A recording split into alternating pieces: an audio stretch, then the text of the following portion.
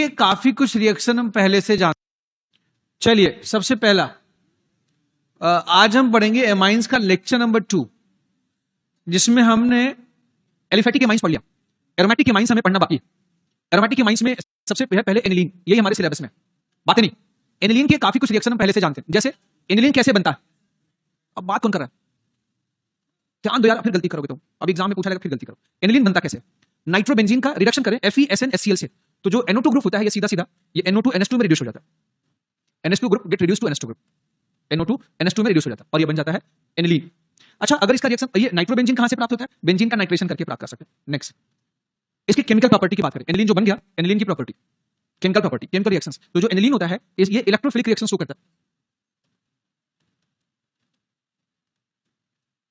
It's electrophilic substitution reaction. और इसका जो इलेक्ट्रोफिलिक रिएक्शन होता है, देखिएगा ये नाइट्रोजन ग्रुप जो होता है ये इलेक्ट्रॉन डोनेटिंग ग्रुप होता है। ये कैसा ग्रुप होता है? ये एक प्लसियम ग्रुप होता है। तो इसके इलेक्ट्रोफाइल ऑर्थो और पैरा पे अटैक करने चाहिए। तो ज्यादातर तो ऑर्थो पैरा पे करते हैं, पर कभी कभी मेटा पे भी करते हैं। क्यों करते हैं? एनिलीन बेंजीन्स के कंपेयर में थोड़ा सा अलग रिएक्शन शो करता है। वो क्या शो करता है मैं आपको दिखाने वाला हूं जी। जैसे इसका अगर नाइट्रेशन करते हैं तो हमें पैरा और ऑर्थो बनता है, पैरा ज्यादा बनता है, परंतु एक एप्रिसिएबल अमाउंट मेटा आइसोमर भी बनता है। जबकि बनना क्या चाहिए था?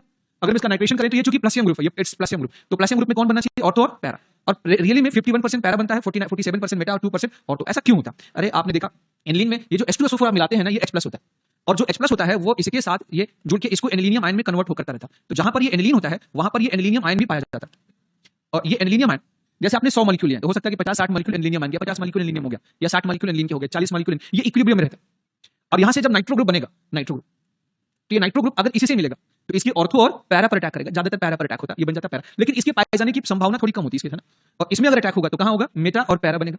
तो इसके पाए जाने की वजह से ये मेटा का फॉर्मेशन होता है, और इसकी वजह से किसका फॉर्मेशन होता है? ऑर्थो और पैरा। पैरा दोनों में बनता है, पैरा इसमें भी थोड़ा बनेगा, इसमें भी बनेगा। तो पैरा का परसेंटेज प्रैक्टिकली क्या पाया जाता है? थोड़ा ज्यादा। आया समझ में? अच्छा, ये नाइट्रेशन रिएक्शन बेंजीन के कंपेयर में मिक्स एसिड के साथ स्लो करता। मतलब अगर आप 100 मॉलिक्यूल एनिलीन ले ले, 100 मॉलिक्यूल एनिलीन का ले लें, ये अक्सर बच्चों को समझ में नहीं आता, और 100 मॉलिक्यूल बेंजीन का ले लें, दोनों में हम नाइट्रेशन करा दे तो हमको लगता है कि इसका नाइट्रेशन तेज होना चाहिए, इसका स्लो होना चाहिए। समझ में आ गया? क्योंकि इसमें ये प्लसियम ग्रुप है, हमने ये पढ़ा है ना। तो नाइट्रेशन रिएक्शन इसका मिक्स एसिड के साथ फास्ट। लेकिन जब आप नाइट्रेशन करेंगे तो इसकी मेजॉरिटी काफी प्रोडक्ट एनिलीनियम आयन के रूप में रहेंगे। तो जो एनिलीनियम आयन के रूप में होंगे उसकी रिएक्टिविटी बेंजीन की तुलना में बहुत क्या होती है? कम। तो ओवरऑल इसमें मेजॉरिटी ऑफ कंपाउंड बेंजीन से बहुत कम रिएक्टिव होती है, बहुत बहुत कम। और इसमें मॉडरेट रिएक्टिविटी चलती रहती है, इसकी रिएक्टिविटी कोई घटाता नहीं है। तो जितने समय में इसमें प्रोडक्ट बनाएंगे उतने समय में इसमें प्रोडक्ट ज्यादा बनता है। तो ऐसा माना जाता है कि जो एनिलीन का नाइट्रेशन होता है मिक्स एसिड के साथ, वो बेंजीन से स्लो होता है। मतलब towards nitration reaction aniline is less reactive than benzene, ये आपसे कहा जाता है। Towards nitration with mix acid, ये पूछा जाता है। Towards nitration with mix acid, reactivity of aniline is less than benzene. ठीक है, रीजन बता दो।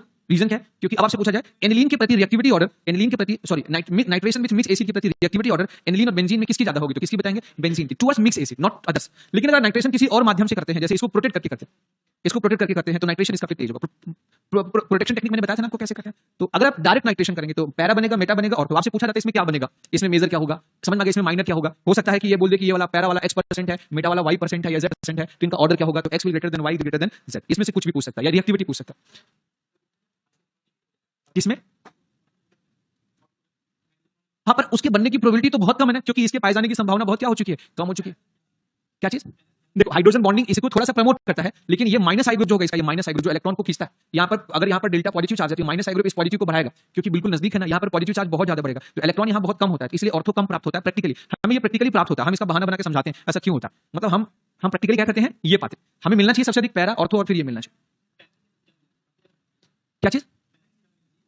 पैरा पे इलेक्ट्रॉन डेंसिटी कम होती है, पैरा पे इलेक्ट्रॉन ज्यादा मिलेगा, क्योंकि इंडक्टिव इफेक्ट 1 2 3 चौथे कार्बन तक आते आते प्रभाव खत्म हो जाता है, कम हो जाता है। तो पैरा पे इलेक्ट्रॉन की मात्रा ज्यादा होगी, इसीलिए पैरा पे पाई जाने की संभावना भी क्या होगी? ज्यादा। बस एक फैक्टर है, हाइड्रोजन बॉन्डिंग जब प्रोडक्ट बनेगा तब यहां इसको स्टेबल कर सकता है, लेकिन अदर फैक्टर हमेशा किसके फेवर में रहते हैं? जो है, आया समझ में?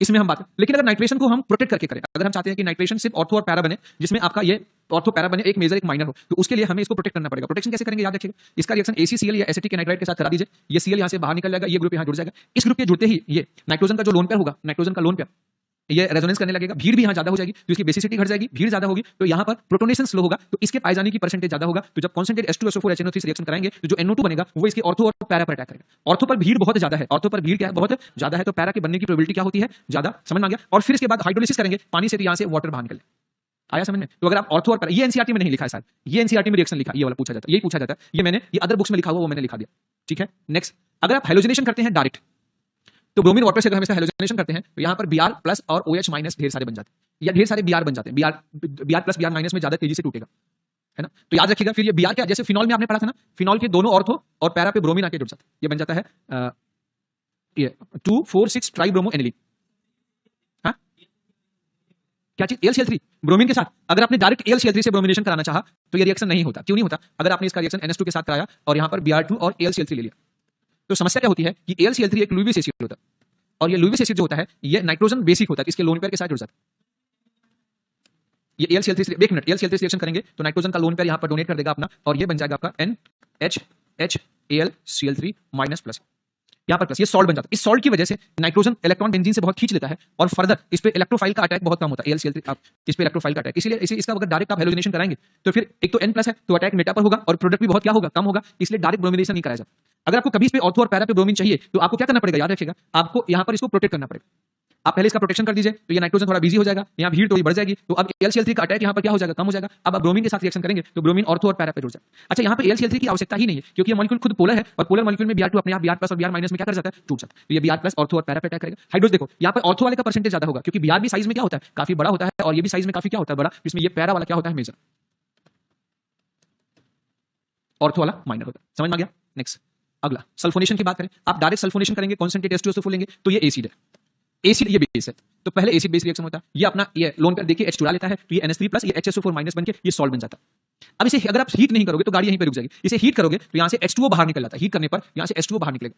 H2 अगर आप बाहर निकालेंगे देखो तो ये 2H और एक O आपको निकालना है, H2O माइनस H2, तो 2H यहाँ से निकालेंगे तो NH2 बनेगा, यहाँ SO3 बनेगा। ये SO3 इसके ऑर्थो और पैरा पर अटैक कर सकता है, परंतु ज्यादातर अटैक किस पर होगा, पैरा पर। ये बन जाएगा para amino benzene sulphonic acid, या इसे सल्फानिलिक एसिड या पैरा सल्फो एनिलीन भी कह सकते हैं, इसका नाम होता है सल्फानिलिक एसिड। ये जो प्रोडक्ट है इसमें ये एसिडिक ग्रुप है या बेसिक ग्रुप है, तो कहीं भी एसिडिक बेसिक ग्रुप साथ में बनता है तो इसका H निकल के वापस बेस के पास चला जाएगा। तो जो सल्फानिलिक एसिड होता है ये इस रूप में अपना जीवन बिताता है, ये ज्यूटेराइन के रूप में बिताता है। ज्यूटेराइन जानते हैं कैसे है, जिस मॉलिक्यूल के अंदर प्लस और माइनस दोनों चार्ज हो उसे क्या कहते हैं, ज्यूटेराइन। तो ये ज्यूटेराइन, तो अगर कभी हम सल्फोनेशन कराते हैं तो हमें बनेगा सल्फानिलिक एसिड का ज्यूटेराइन, पैरा सल्फानिलिक एसिड का ज्यूटेराइन। अच्छा, aniline does not undergo Friedel-Crafts reaction, क्यों आपको बता दूं, क्यों नहीं करता Friedel-Crafts reaction, alkylation acylation reaction directly, मतलब यहाँ पे डायरेक्टली शब्द छूटा है, ड्यू टू सॉल्ट फॉर्मेशन। अभी मैंने आपको बताया था ना, एल्युमिनियम क्लोराइड के साथ ये सॉल्ट बनाता है, एंड सॉल्ट विथ क्या लिखा है, aluminium chloride, the Lewis acid which is used as catalyst, due to this nitrogen of aniline acquire positive charge and hence act as a strong deactivating group and may retard further reaction। अभी आपने पढ़ा नहीं है, ये यहाँ पर अगर आप डायरेक्टली आप एल्काइल हैलाइड और AlCl3 का प्रयोग करेंगे तो ये इसके साथ रिएक्शन करेगा, नाइट्रोजन पे प्लस कर देगा, रिएक्शन को आगे जाने से रोक देता है। तो direct Friedel-Crafts alkylation acylation reaction हम नहीं कराते, डायरेक्टली यहाँ पे लिख सकते हैं डायरेक्टली।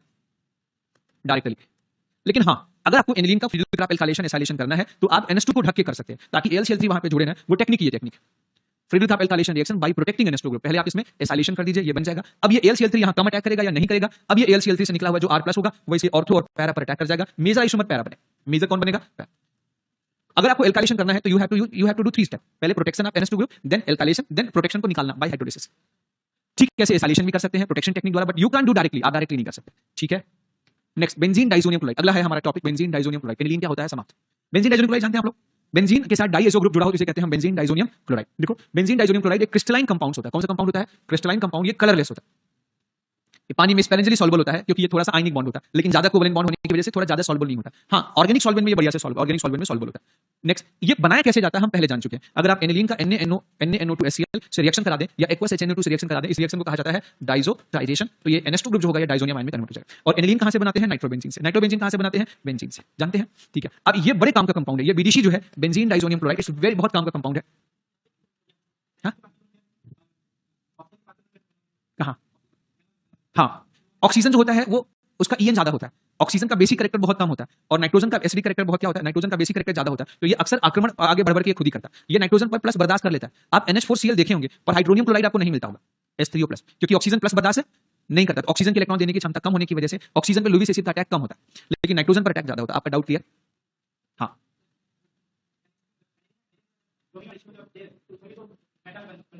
नहीं, ब्रोमीन में जब ब्रोमीन वाटर में दिया तो एनिलीन है ना, वहां तो एनिलीनियम आयन बना नहीं। मेटा कब बनता है, जब NH3 प्लस बनता। कैसे बनेगा?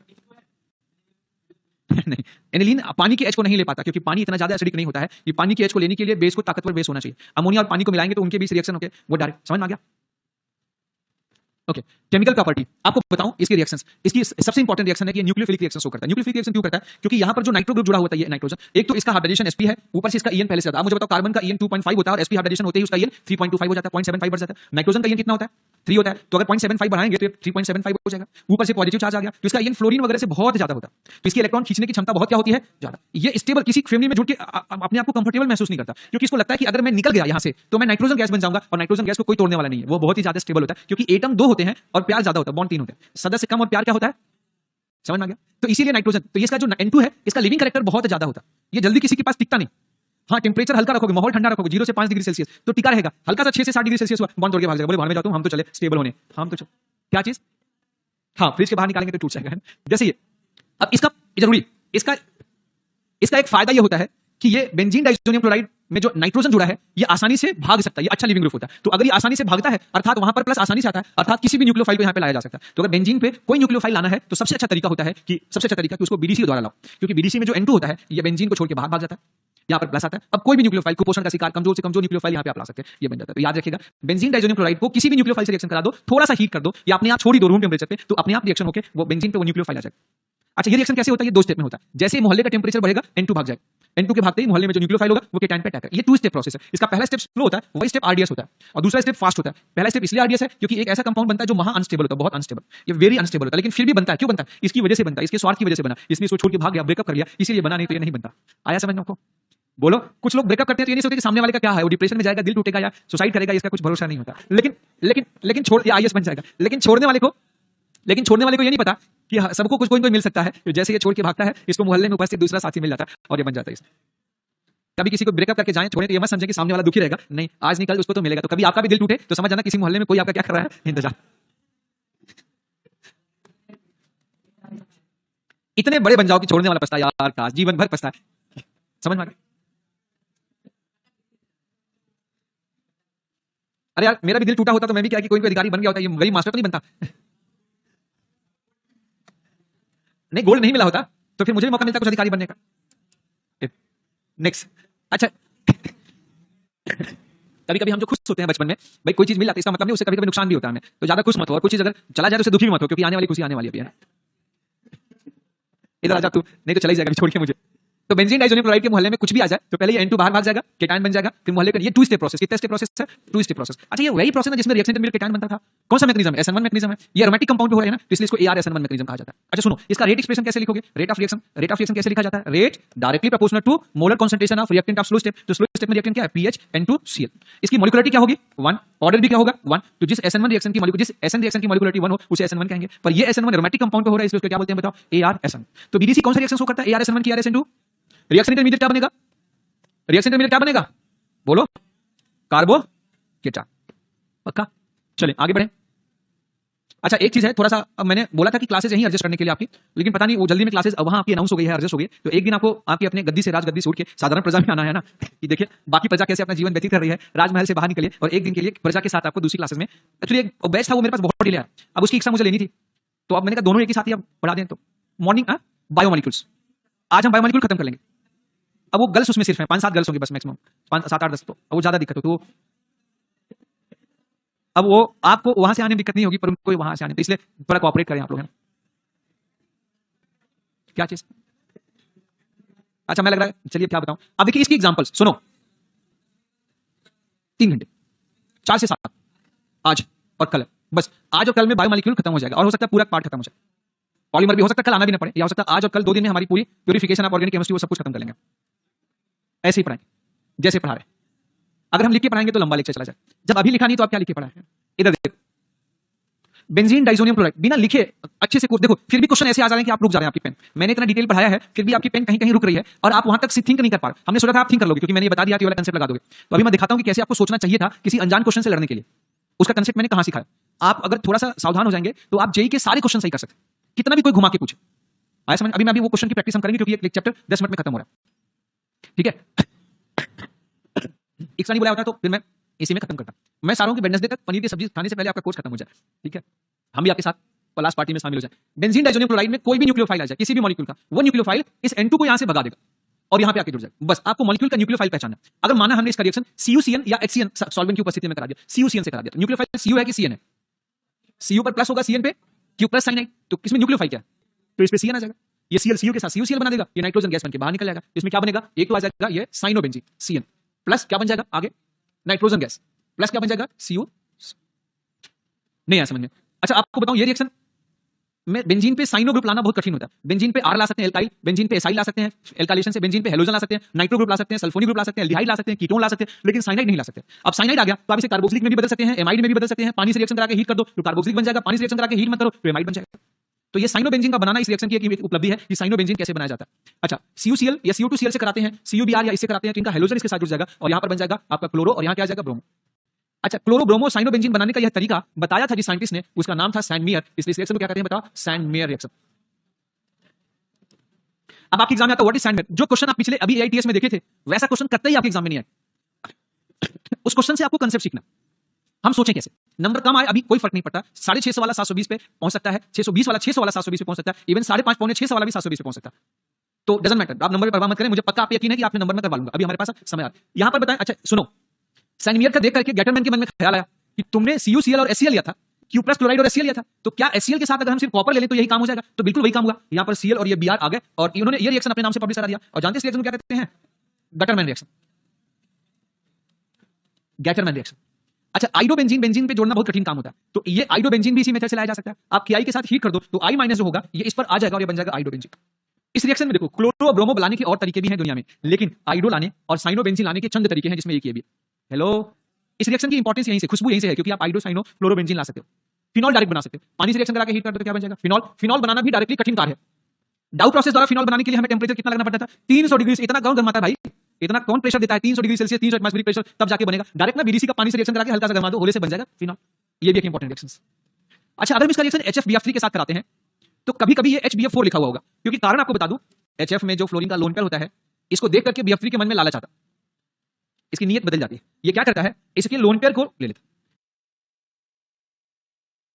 इसके लोन पेयर को लेते ही फ्लोरीन पे क्या आ जाता है पॉजिटिव चार्ज। अब फ्लोरीन फिर यहीं पर गलती कर बैठा, दिल गलती, और ये फ्लोरीन गलत हो गया, चार्ज भी गलत हो गया, मैंने भी गलती कर दिया है, ठीक है। इसके बाद ये वाला बॉन्ड तोड़ लेता, तो ये H यहां से H+ और BF4 बन जाता। तो कहीं पर HF और BF3 लिखा हो या HBF4 लिखा हो बोले तो इसका मतलब HF और BF3। अब यहां पर F इंगेज हो गया किसके साथ, बोरोन के साथ। बोरोन और F की साइज लगभग एक जैसी होती है, तो बॉन्डिंग भी इनकी ठीक ठाक रहती है, तो आसानी से निकलता नहीं। तो सबसे पहले अगर बिना हीट के इसमें HFBF3 मिलाओ या HBF4 मिलाओगे तो ये जो H का प्लस है और BF4 का माइनस, ये BF4 पहले Cl को हटा के सॉल्ट बनाता। अब ये पहले सॉल्ट बनता, फिर इसको हीट करेंगे, फिर से इसमें थोड़ा सा HF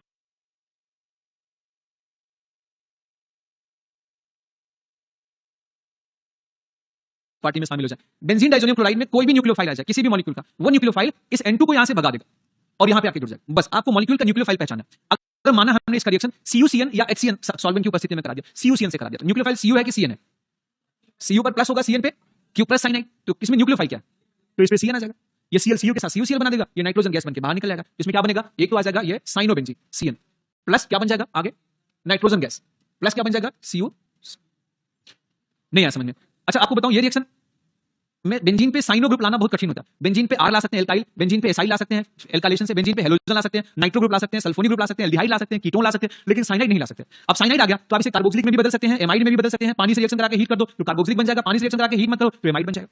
तो ये साइनोबेंजीन का बनाना इस रिएक्शन की एक उपलब्धि है कि साइनोबेंजीन कैसे बनाया जाता है। अच्छा CuCl या Cu2Cl से कराते हैं, CuBr या इससे कराते हैं, तो इनका हेलोजन इसके साथ जुड़ जाएगा और यहां पर बन जाएगा आपका क्लोरो और यहां क्या आ जाएगा ब्रोमो। अच्छा क्लोरो ब्रोमो साइनोबेंजीन बनाने का यह तरीका बताया था जिस साइंटिस्ट ने, उसका नाम था सैंड मेयर। इस रिएक्शन को क्या कहते हैं बताओ, सैंड मेयर रिएक्शन।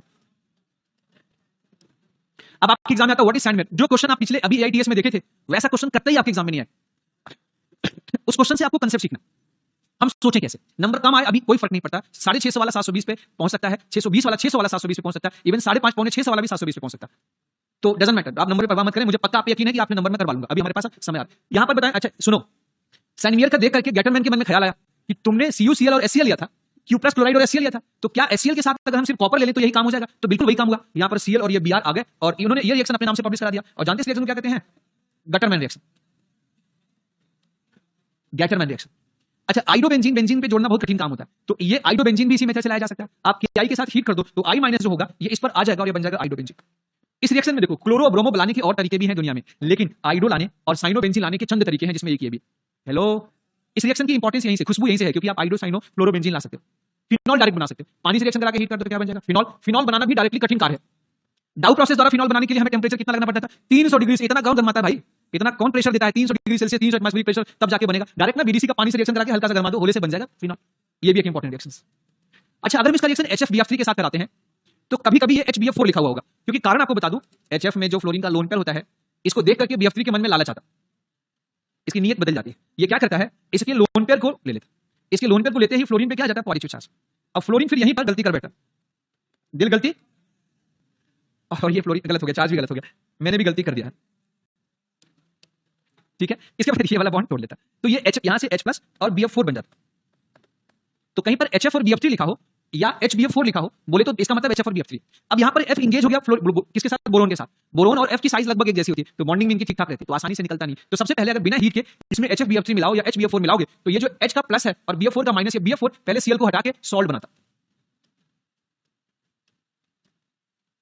अब ये पहले सॉल्ट बनता, फिर इसको हीट करेंगे, फिर से इसमें थोड़ा सा HF मिला के थोड़ा देर और हीट करेंगे HF की उपस्थिति में, तब जाके ये वाला बॉन्ड टूटता है और ये बन जाता है गुरु फ्लोरोबेंजीन। और इस रिएक्शन को दिया था एक बड़े महान साइंटिस्ट ने, लालची मैन ने। नाम क्या इनका, बाल्टीमैन। अच्छा, BALTZSCHIE। जितने अल्फाबेट देते हैं इनके मम्मी पापा ने पूरा स्पेलिंग के नाम में लगा दिया ना, बाल्टीमैन रिएक्शन। अरे हमारे यहां तो हम सीधा सीधा लिख देते बाल्टीमैन रिएक्शन है, बाल्टी बाबा है। अभी मैं तो इसमें मैं तो छोड़ ही गया था, बाल्टीमैन। ये इसीलिए साइंटिस्ट बन गए क्योंकि इनका नाम ही कोई नहीं ले पा रहा था, दुनिया में अकेले थे, तो बोले कुछ नहीं तो केमिस्ट्री में साइंटिस्ट बन जाते। यहां आपको आयोडीन दिख रहा होगा। अच्छा, ये जो सॉल्ट है, ये फ्लोरीन का BF4 का सॉल्ट है, अगर हमने इसी का रिएक्शन NaNO2 से करा दिया और हीट कर दिया तो नाइट्रो ग्रुप आया। लेकिन इसको बाल्टीमैन नहीं कहते, मतलब आप नाइट्रोबेंजीन बना सकते हैं, हालांकि आप डायरेक्ट भी बना सकते हैं, इसमें NaNO2 से रिएक्शन करा के डायरेक्ट भी बना सकते हैं। अच्छा, ये H3PO2 से रिएक्शन कराने पर यहां से प्राप्त होता है हमें H-, क्या प्राप्त होता है, तो ये बेंजीन के N2 को क्या करते हैं यहां से रिप्लेस, और ये बन जाएगा बेंजीन। इथेनॉल से रिएक्शन कराएं तो क्या बनेगा बताओ, क्या? अब कुछ कह रहे हैं कि सर फिनॉल बनेगा, कुछ कह रहे हैं सर ये बनेगा OET, और मैं कह रहा हूं ये दोनों नहीं बनेंगे। क्यों? यहां देखो, ये इथेनॉल से रिएक्शन जब कराया गया तो सबने ये उम्मीद किया था कि इथेनॉल का ETO माइनस अटैक करना चाहिए, लेकिन यहां पर कुछ और गेम कुछ और निकला। यहां पर क्या निकला, बेंजीन बना। अब लोगों ने समझा अच्छा ऐसा होता होगा, यहां से निकलता होगा H+, वो Cl से Cl बना लेता होगा, और यहां से निकलता होगा H-, वो इसके साथ बेंजीन जुड़ जाता होगा, ये दोनों बॉन्ड बना लेते होंगे, तो यहां पर बनता होगा बेंजीन। क्या बनता होगा, बेंजीन प्लस इनके 2 हाइड्रोजन कम हो गए तो एसिटिल्डिहाइड प्लस आगे बोलो HCl। अब देखो इसके पीछे कोई रीजन नहीं दिया, अब लोग समझाते कैसे, यहां से क्या निकला H+, ऊपर क्या आएगा माइनस, यहां से H-, ये जो केटायन बनता है, ये केटायन यहां से H- छीन लेता, फिर ये कार्बन में क्या आएगा प्लस, यहां क्या आएगा माइनस, दोनों बीच में क्या बन जाएंगे, तो यहां एल्डिहाइड, इसका H- बेंजीन से सट जाता है, H+ Cl के साथ ये बन जाएगा प्लस नाइट्रोजन गैस। ऊपर के सारे रिएक्शन में जो हमने उम्मीद किया था वही बना, सिर्फ यही एक रिएक्शन है जिसमें जो उम्मीद करते हैं उससे अलग बनता। क्या उससे भी बेंजीन बना सकते हैं, आगे आगे आ रहा। देखिए यहां पर H3PO2 जो होता है, इसमें H- बाहर निकलता है, जहां भी H- निकले इस प्रकार से वो ये बनाएगा। अभी तो हम एनसीईआरटी वाले पढ़ लेते हैं, फिर हम एक्स्ट्रा भी पढ़ेंगे। अच्छा, हमें पढ़ना कौन से हैं, देखो हम कुछ और जोड़ेंगे तो हम सोचेंगे सर ऐसा हो सकता है क्या, बिल्कुल हम अपने कंसेप्ट के हिसाब से ऐसा सोचेंगे ऐसा हो सकता है, परंतु प्रैक्टिकल करने जाते वक्त कभी कभी क्या हो जाता है, उसका चेंज भी हो जाता है। ऑर्गेनिक केमिस्ट्री में कहीं पर हमने मिथाइल मान के इथाइल का रिएक्शन कराया, पर प्रैक्टिकल करने वक्त हो सकता है कुछ और बन गया, तो वही रिसर्च हो जाता है। तो इसीलिए इसमें वो रिएक्शन ही पूछे जाते हैं जो हमारे बुक्स में लिखे गए, जो हमारे बुक्स में है, जो हमारे एनसीईआरटी में है, उससे अलावा हमें नहीं याद करना, दिमाग की नहीं लगनी, तो फिर हम परेशान होंगे। अगर कभी बुक के अलावा आ जाए तो उसी से रिलेट करके हम अंदाज लगाएं, पहले से नहीं लगाएंगे। यहाँ अच्छा, बेंजीन से रिएक्शन कराएं, ये एनसीईआरटी में नहीं लिखा, बताओ बेंजीन से रिएक्शन कराएं तो ये बेंजीन न्यूक्लियोफाइल बनके इस पर अटैक कर जाएगा और 2 बेंजीन आपस में जुड़ जाएगा। ये इस रिएक्शन को कहते हैं जॉम्बर्स रिएक्शन। जॉम्बर्स रिएक्शन, जॉम्बी नहीं, जॉम्बर्स रिएक्शन, जॉम्बी वायरस नहीं। अच्छा, ये क्या बनेगा बताओ, यहाँ पे ग्रिग्नार्ड रीजन से क्या प्राप्त होगा बताओ, R- क्या करेगा बताओ, N2 कोट। देखो इस रिएक्शन की इंपॉर्टेंस है, एक तो ये जॉम्बर्स रिएक्शन, एक तो ये आपका फिनॉल फॉर्मेशन, और एक बेंजीन भी है। खैर ये इसमें थोड़ा सा हम गलती करते हैं, इसमें एक बेंजीन, एक एल्डिहाइड और एक HCl बनता है। यही एक ऐसा रिएक्शन है जिसमें हमने जो सोचा था उससे अलग प्राप्त हुआ। Next, coupling reaction. Coupling reaction of BDC। एक और बात बताएं, ये सभी रिएक्शन न्यूक्लियोफिलिक रिएक्शन के एग्जांपल्स, और सब SN1 मैकेनिज्म द्वारा होंगे। सारे किस मैकेनिज्म द्वारा होंगे, SN। लेकिन ये वाला रिएक्शन, ये SN1 रिएक्शन नहीं होगा। यहां पर क्या होगा, ध्यान से देखिए, जो ये बेंजीन डाइजोनियम क्लोराइड होता है, ये कभी कभी जीवन में बहुत कम समय के लिए ही सही, पर ये इस रूप में बदल जाता है।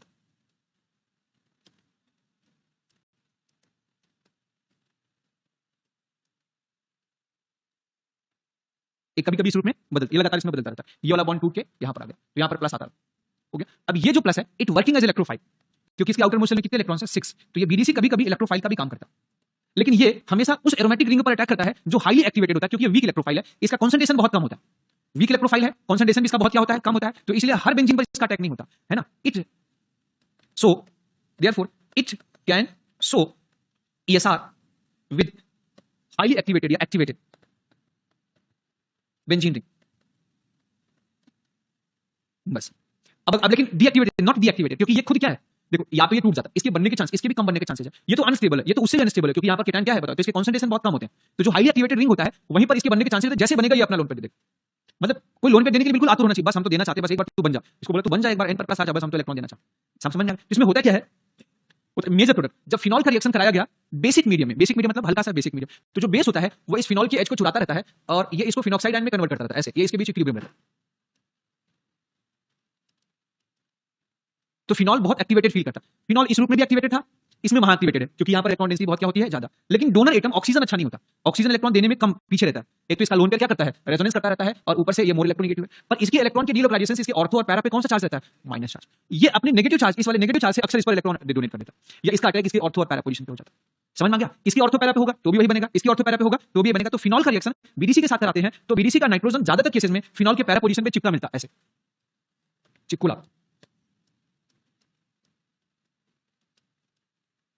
ये मिलता है. थोड़ी बहुत मात्रा इसका ऑर्थो भी प्राप्त होता है.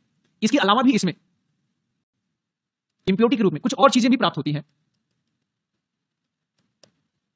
कभी कभी ये N2 भाग जाता है तो इसका केटायन इसके पैरा पोजीशन पे जॉम्बल टाइप का रिएक्शन हो जाता है, जानते हैं. लेकिन उसका परसेंटेज बहुत कम होता है, तो जिसका परसेंटेज मेजर होता है वही हमें लिखना है. तो फिनॉल बीडीसी से रिएक्शन करेगा तो सबसे अधिक परसेंटेज में ये बनता है, यही मेजर होता है. और ये ऑरेंज कलर कंपाउंड होता है. कैसा होता है बताओ, ये ऑरेंज कलर डाइजो कंपाउंड. अच्छा, एजो मतलब क्या होता है, नाइट्रोजन. डाइजो मतलब क्या होता है, दो. इसमें दो नाइट्रोजन जुड़े हैं, नहीं जुड़े, बताओ. ये कलर कंपाउंड, जो पेंट ऑरेंज कलर के होते हैं, जो कलर होते हैं, कपड़े होते हैं, कलरिंग करने के काम आता है, ये ऑरेंज कलर का कंपाउंड होता है. और इस रिएक्शन को कहते हैं कि coupling of nitrogen with carbon, या CN कपलिंग. कौन सा रिएक्शन कहेंगे इसे बताओ, इसे कहेंगे CN कपलिंग रिएक्शन. कहां लिखो इसमें, हाँ एक मिनट, वो अलग, उससे अभी इसका कोई डिस्कशन नहीं, वो आगे बाद में. पहले हम इधर ही, अभी पहले इसको फिनिश कर लें, है ना. वो कुछ प्रोसेस होता है इसमें, ये बन गया. हेलो. अच्छा, फिनॉल के लिए ये रिएक्शन होने के लिए बेसिक मीडियम होना जरूरी है, ताकि इसका कंसंट्रेशन बने, ये ज्यादा से ज्यादा बने. ज्यादा बेसिक भी नहीं होना चाहिए, नहीं तो वो इधर अटैक करके वापस डिस्टर्ब कर देगा. तो हल्का, इस रिएक्शन को कहा जाता है माइल्ड बेसिक मीडियम. फिनॉल जो होता है बेंजीन डाइजोनियम क्लोराइड के साथ माइल्ड बेसिक मीडियम में रिएक्शन करके ऑरेंज कलर का कंपाउंड बनाता है, वो होता है पैरा पोजीशन. ये बार बार आपसे पूछा जाता है इसमें क्या बनेगा. हेलो, मैंने फिनॉल में पढ़ाया था ये बात आपको, फिनॉल में पढ़ाया. अच्छा, अगर यही मिथॉक्सी बेंजीन के साथ कराएं तो यहां पर भी यही बनता है, पर यहां थोड़ा कम बनता है. क्यों, क्योंकि यहां पर एसिडिक हाइड्रोजन नहीं होता है, तो ये फिनॉक्साइड आयन पर यहां पर भी परसेंटेज बनता है, पर इसकी संख्या थोड़ी कम होती है, ये संख्या में कम होता है. अगर ऊपर और नीचे वाले में परसेंटेज पूछा जाए तो ऊपर का परसेंटेज क्या होगा, जो है ज्यादा. ये major anisole. Same reaction जब एनिलीन से कराते हैं तो हमने उम्मीद किया था कि ऑर्थो और पैरा पे अटैक होगे, पर इसमें ऑर्थो पैरा के बजाय नाइट्रोजन अटैक कर जाता. तो जब नाइट्रोजन अटैक कर देगा अपना इलेक्ट्रॉन देकर के, तो तीन नाइट्रोजन आपस में जुड़ जाएंगे. ट्राई जो कंपाउंड आपस, भाई ये पहले इलेक्ट्रॉन देगा, देने से इस पे कौन सा चार्ज आएगा, प्लस, फिर ये H निकल जाएगा, Cl के साथ क्या बना देगा, HCl. तो इस केस में ये तीन नाइट्रोजन वाला कंपाउंड हमें प्राप्त होता है. आप पेपर उठा के देखो, एम्स में आपके जो पहले होते थे, या FMC होता था, या नीट होता था, बार बार पूछा गया क्वेश्चन. यहां से एक सवाल आने के चांसेस हैं, या तो ये देखो हमारे सिलेबस में या फिनॉल है, या तो ये पूछा जाएगा, या तो ये पूछा जाएगा, या इन तीन में से एक क्वेश्चन आएगा आने के चांसेस. नेक्स्ट, अगला.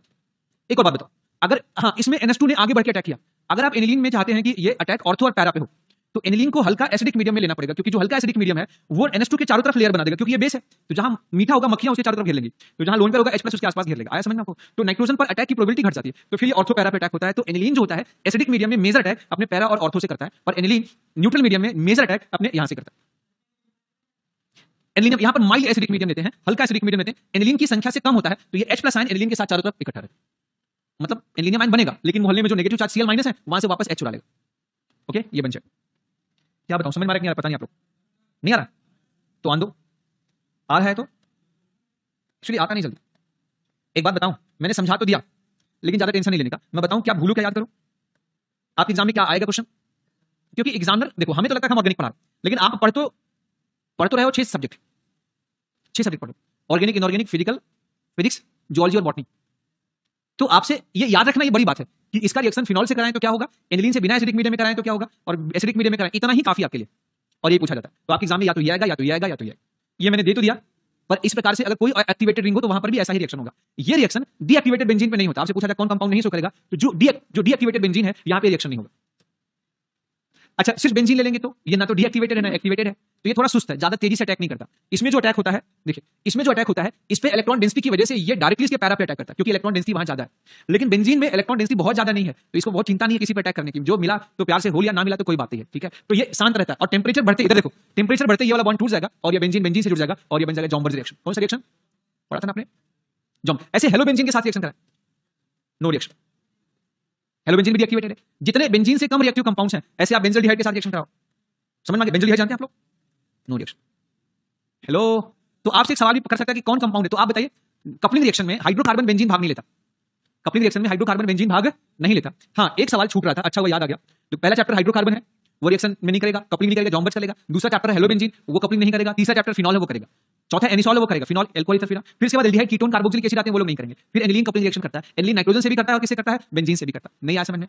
याद रखेंगे ऐसे। एक सवाल आउट ऑफ आपके एग्जाम में पूछा गया है, मैं इसलिए ये कराने जा रहा हूं, अदरवाइज कराने की कोई आवश्यकता नहीं थी। आप लोग काफी पढ़े लिखे लग रहे हैं आप लोग, लेकिन आपके टेस्ट क्वेश्चन से पूछ के लगता है कि मैंने थोड़ा सा ज्यादा पहले लेक्चर स्टार्टिंग के 4-5 लेक्चर में हमने थोड़ा ज्यादा मान लिया था, लेकिन आप ज्यादा मतलब समझते हैं कि आपको ज्यादा तैयार है, ज्यादा ऐसा नहीं आईक्यू लेवल आपका, आईक्यू लेवल जेई, अगर आपको जेई एडवांस की तैयारी करा दें तो गारंटी हम आपसे जेई एडवांस में बेहतरीन रैंक पा जाएंगे, क्योंकि मैंने जेई एडवांस के टॉप 10 के कई बच्चों को देखा है, टॉप 20, चाहे वो यश गुप्ता हो, चाहे वो धे गांधी हो, चाहे वो गोविंद लाहौटी हो, चाहे वो अमित गुप्ता हो, चाहे वो ऐसे चित्रांग मुर्गा हो, चाहे वो श्रेयसी मनीष कुमार शाह हो, या ऐसे चाहे तो वो कई सारे बच्चे जिन्हें हमने पढ़ाया है, देखा है साक्षात, और उनके आईक्यू लेवल और आईक्यू लेवल में जो है ज्यादा फर्क नहीं। जो नीट में बच्चे पढ़ते हैं, जो जिनके नंबर 600 550 आते हैं ना, वो 550 ऊपर आते हैं, जो मेहनत करते हैं, वो या तो बहुत टॉपर होते हैं, अच्छे बच्चे होते हैं, या तो महान बच्चे होते हैं। फिर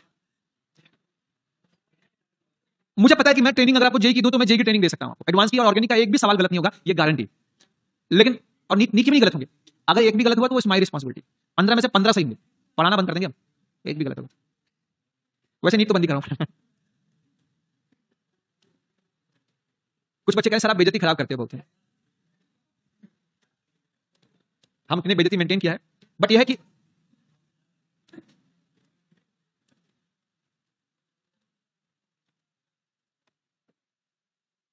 अब आगे नेफ्थलीन। नेफ्थलीन पर सुनो, अबे सुनो यार, ये मैंने नेफ्थलीन ले लिया, तो हमने आपको बताया कि नेफ्थलीन पर इलेक्ट्रोफाइल का अटैक हमेशा अल्फा कार्बन पे होता है। अल्फा तिराहे का अल्फा, अल्फा कौन होता है? तिराहे का। तो इसमें अगर ये बेंजीन अटैक करेगा तो इस तिराहे के अल्फा पर अटैक करेगा, ये बन जाए, ठीक है, इसे काम चल गया। अच्छा, अगर इस नेफ्थलीन में डीएक्टिव कोई भी एक्टिवेटिंग ग्रुप नहीं है तो जॉम्बर्स टाइप का रिएक्शन होगा। लेकिन अगर इसमें कोई एक्टिवेटिंग ग्रुप लगा दे, जैसे मैंने यहां पर अल्फा नेफ्थॉल लिख दिया, इसका नाम होता है अल्फा नेफ्थॉल, नेफ्थलीन का अल्फा नेफ्थॉल या 1 नेफ्थॉल पढ़ा ना, 1 2 3 बोलो। तो इसमें किस रिंग पर अटैक होगा? लेफ्ट वाली या राइट वाली पर? राइट। और किस कार्बन पे होगा? इसके पैरा पे होगा, क्योंकि इलेक्ट्रोफाइल हमेशा इन चारों में से कहीं अटैक करना चाहता है, इनका टारगेट यही चार में से। और इस बेंजीन में यहां पर जगह भी खाली है, मौका भी अच्छा है, इलेक्ट्रॉन भी ज्यादा है, तो ये जो है नाइट्रोजन यहां पर अटैक करेगा। अगर यहां पर माहौल हल्का बेसिक कर दीजिए, माहौल हल्का बेसिक तो बात ही अलग है, तो रिएक्शन और ज्यादा होगा, जानते हैं आप लोग। तो ये पैरा पोजीशन से यहां चिपक जाएगा नाइट्रोजन और ये बन जाए।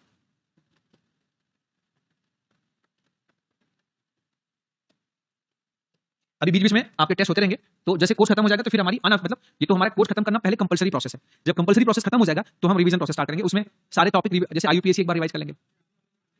ऑर्गेनिक के क्वेश्चन सबको देने दो, अगर मेरे ही पढ़ाया हुआ अगर आप करोगे तो फिर मेरा ही ज्ञान आपको मिलेगा। जिसको जो पूछना है पूछने दो, एक बार गलत हुआ होने दो गलती, उस गलती को हम इंप्रूव, हम तो चाहते हैं कि हमसे गलतियां इंप्रूव हो, हमें नया कंसेप्ट सीखने को मिले, हम देंगे तो वही हमारा कंसेप्ट देंगे।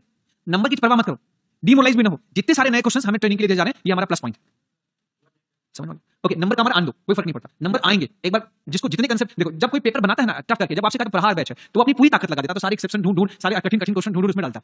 तो अगर खुद ही एक बार हमें क्वेश्चन का वैरायटी दे देगा, 10 दिमाग 10 वैरायटी देंगे तो कलेक्शन हमारे पास अच्छा होगा ना।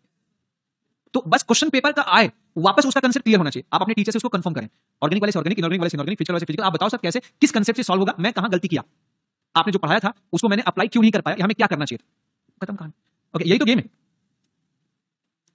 देखो मैं तो चाहता हूं कि जितने ये अगर हमने बीटा पोजीशन पे नेफ्थॉल लिख दिया,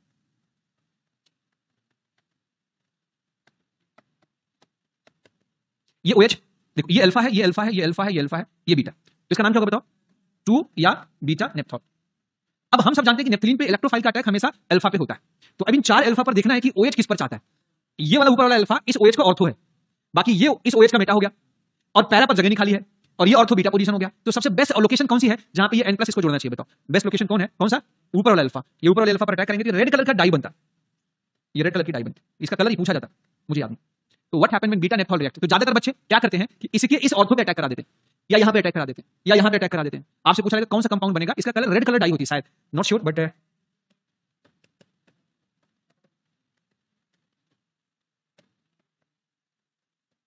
शायद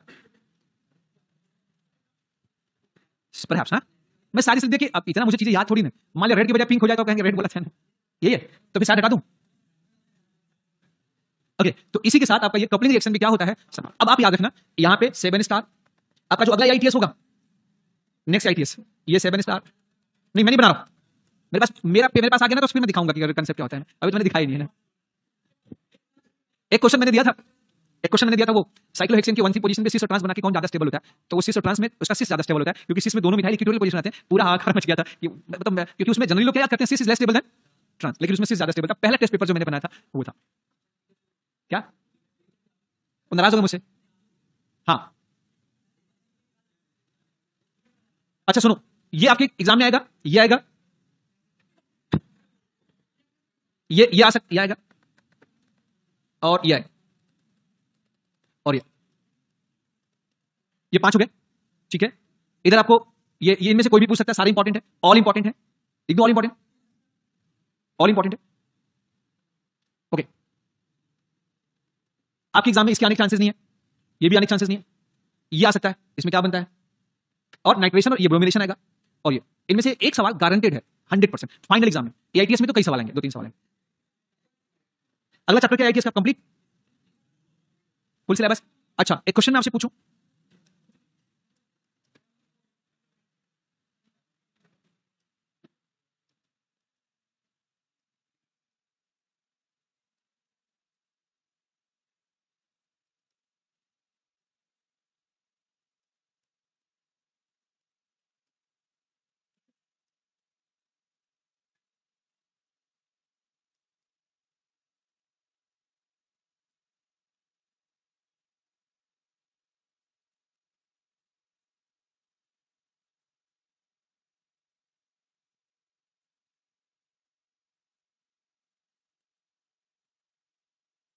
बना लेंगे, आपको क्या बनेगा, हो गया।